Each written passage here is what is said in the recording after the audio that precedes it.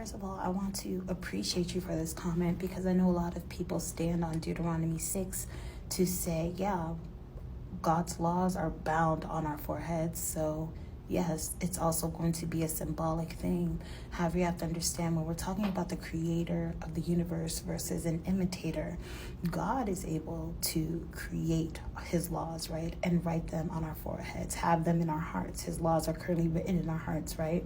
However, Satan is not God. Satan cannot have a spiritual mark on us. The only time we have a spiritual indication that we're following the enemy is when our hearts have turned away from God and turned towards sin. And so even in all this, it's important for us to remember that it's a three-part deal to this thing. It's a three-part deal to what will happen in end times. There are going to be people who take the mark of the beast.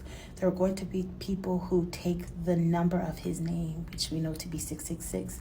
And there are also going to be people who bow down and worship the image of the beast.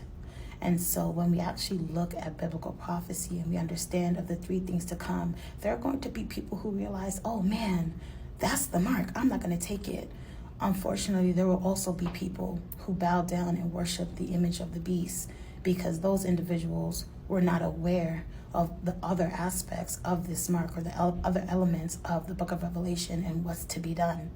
And so when we talk about something like God's laws being written in our hands and wearing them in our foreheads, understand this is symbolic of us worshiping God. And so in the same way that we worship God, people will bow down and worship the image of the beast. And through that, they will be damned.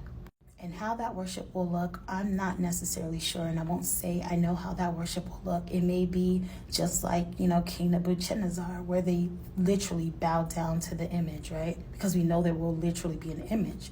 It could be something where people are merely in agreement. Because to be in agreement with something is essentially coming into agreement with it, essentially worshiping that thing. And so it's very important for us to not negate the fact that there will be a literal physical mark also in people, as well as people coming into agreement spiritually and worshiping the beast and the beast system. Be blessed.